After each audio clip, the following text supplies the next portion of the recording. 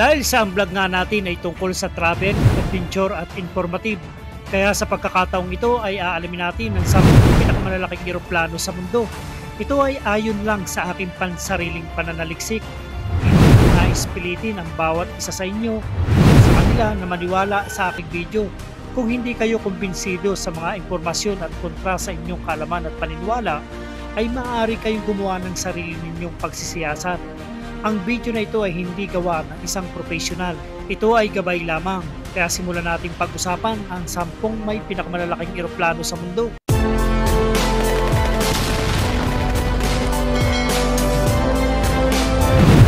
Number 10, Airbus Beluga XL. Sa larangan ng napakalaking sasakyang panghimpapawid ng kargamento, ang Airbus Beluga XL ay talagang namumukod tangi. Batay sa Airbus A330-200F, ang sasakyang panghimpapawid ay may kaunting pagkakahawig. Kung ikukumpara sa original na Beluga batay sa Airbus A300-600 ay may 30% na mas malaking kapasidad ang payload nito.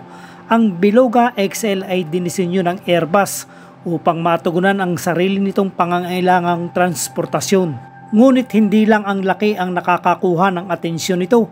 Ang kakaibang hugis ng sasakyang panghimpapawid na nakapagpapaalala sa namesake wheel nito ay agad itong nakikilala. Ang napakalaking cargo bay nito na nakaumbok sa itaas ay nagbibigay sa sasakyang panghimpapawid ng katangian nitong nakangiti na hitsura. Ang Beluga XL bagamat hindi isang komersyal na sasakyang panghimpapawid ay gumaganap na isang mahalagang papel sa likod ng mga eksena ng modernong aviation. Ang Beluga XL ay may capacity na 50,500 kilograms at mayroon itong habang 63.1 meters at mayroon itong wingspan na 60.3 meters. Number 9, XB-70. Sa pagpasok sa larangan ng pag-eksperimentong aviation, nakatagpo ang North American ng isang XB-70 Valkyrie. Ang sasakyang panghimpapawid na ito ay isang kamanghamanghang timpla ng ambisyon at inobasyon na dinisenyo bilang isang prototype para sa isang nuclear armed strategic bomber. Nagmula sa panahon ng eroplanong ito noong Cold War noong 1950s, ang XB-70 Valkyrie ay naisip bilang isang high altitude Mach 3 bomber. Gayunpaman, ang mga pagsulong sa anti-aircraft missile technology ay nagdulot ng pagbabago sa estrategikong pag-iisip na humantong sa pagkansila ng proyekto. 2 XB-70 lang ang naitayo at hindi sila nakakita ng aktibong serbisyo nito. Sa halip, naging supersonic research vehicle ang mga ito na ginamit upang pag-aralan ang aerodynamic heating at iba pang aspeto ng high-speed flight. Ang XB-70 ay may haba na 56.39 meters at meron itong wingspan na 32 meters at may taas na 9.14 meters. Meron itong 2 crew. Number 8, Antonov AN-22. Ito ay isang military cargo plane na mayroong turboprop base na nagmula sa kilalang Antonov Design Bureau, ang may hawak ng titulo ng pinakamalaking turboprop power aircraft sa mundo. Pinangalan ng Ante ang AN-22 at dumating ito sa eksena noong 1960s at agad na gumawa ng pangalan para sa sarili nito. Nagtatampok ang disenyo ng 4 na pares na contra-rotating propellers at ayon nga sa isang testamento, napakalakas ng eroplanong ito na may kakayahang magbuhat o magdala ng mabibigat na kargamento. May capacity itong 80,000 kg at may haba ang eroplano na 57.92 meters at ang lapad ng kanyang pakpak ay 64.4 meters at may taas na 12.53 meters.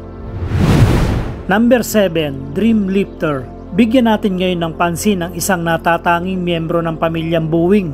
Ang Dreamlifter ay sasakyang panghimpapawid ng isang mabigat at binagong variant ng Boeing 747-400. Ngunit may kakaibang tungkulin at naiiba ito sa mga kapatid niya. Nilikha upang maghatid ng malalaking bahagi ng Boeing 787 Dreamliner, ang Dreamlifter ay pinakamalaking cargo plane sa mundo. Ang natatanging tampok nito ay ang nakaumbok na fuselage na inakma upang magdala ng malalaking bahagi ng kargamento na hindi madaling masira tulad ng mga pakpak at mga seksyon ng pole slash. Ang disenyo at mga kakayahan sa pagpapatakbo ng drip lifter ay tunay na kakaiba. Sa halip na tradisyonal na mga pinto ng kargamento ay mayroon itong disenyong swing tail. Bumubukas ang buong buntot sa gilid upang payagan ang malalaking bahagi na mailod at maibaba. Ang Boeing Dreamlifter ay may haba na 71.68 meter at meron itong wingspan na 64.44 meter at may taas na 21.54 meter. Number 6. Boeing 747. Ang iconic na Boeing 747 ay tinaguriang Queen of the Sky. Ang jetliner na ito ay mula sa American manufacturer na Boeing ay naging isang mahalagang manlalaro sa kasaysayan ng aviation na nagtatakda ng pamantayan para sa malayong paglalakbay sa himpapawid. Mula nung ilunsad ito noong 1970s, kilala sa kakaibang parang hump na upper deck ang 747 na naglalaman ng diwa ng aviation at long-haul travel. Mayroon itong parehong bersyon ng pasahero at kargamento na may komportabling upuan ang variant ng pasahero sa mahigit na 366 na pasahero sa isang typical na layout ng tatlong klase. Ang Boeing 747 ay may haba na 56.3 meters at ang wingspan nito ay may lawak na 59.6 meters. Number 5. Antonov AN-124. Sa muling pagbabalik sa larangan ng napakalaking sasakyang panghimpapawid, pag-usapan natin ang Antonov AN-124 Russian.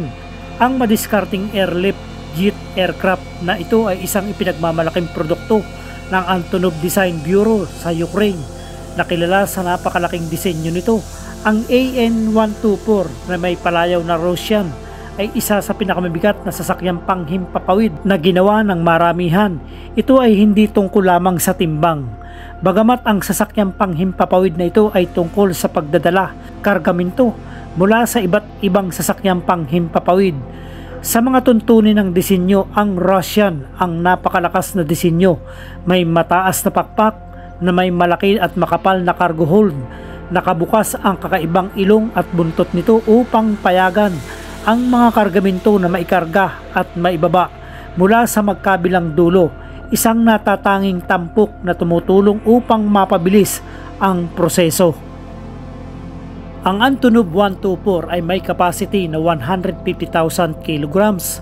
Mayroon itong haba na 69.1 meters at may wingspan ito na 73.3 meters at may taas na 21.08 meters.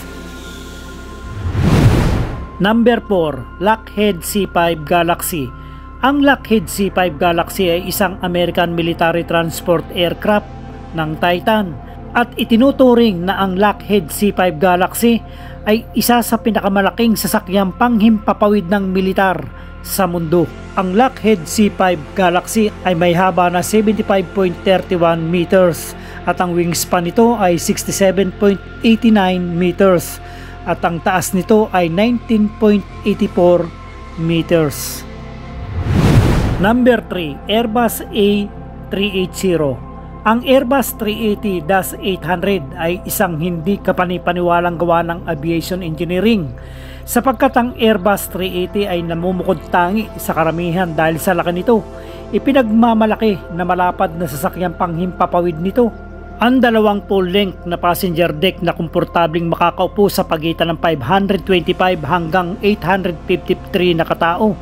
Depende sa setting arrangement. Ang eroplanong ito ang itinuturing na pinakamalaking pampasahiruhang airliner sa mundo.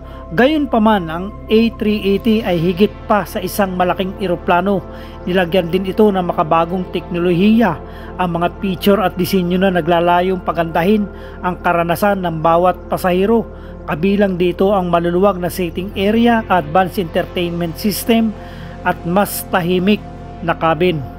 Ang Airbus 380 ay mayroong kapasidad na maximum passenger hanggang 853 at may haba itong 72.72 meters at meron itong wingspan na 79.75 meters at may lapad na 7.14 meters. at meron itong taas na 24.09 meters. Number 2, Scale Composite Stratolance. Stratolance kung tawagin ang halimaw na ito, isang sasakyang panghimpapawid ang lumitaw sa mata ng publiko. Noong 2011, ang Stratolance ay isang kakaibang nakita sa himpapawid sapagkat meron itong kakaibang twin fuselage na disenyo nito.